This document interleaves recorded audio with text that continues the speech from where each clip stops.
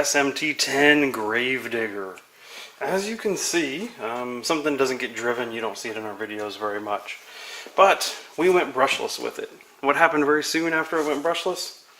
We stripped a hex on one of the factory wheels.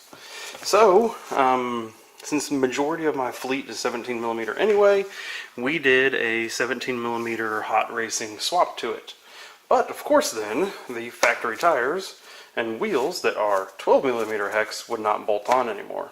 So I went and I got a set of, as you can see, very muddy at this point, Proline trenchers with the 17mm F11 wheels.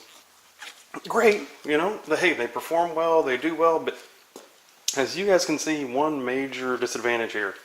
It just doesn't look right. I mean, versus the factory tire with the typical monster truck chevron pattern, plus look at the height difference. I mean, just the height difference alone is kind of a big deal when it comes to the scale realism of this SMT10.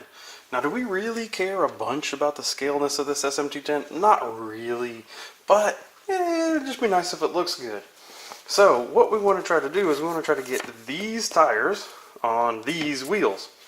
So, that requires getting all of the tires off of here. Now, you will see people that bake these in the oven. You will see people that boil them, use acetone. Well, my friend, Mr. Rich D, a link to his video can be in the YouTube channel, description down below, said, why don't we use a heat gun?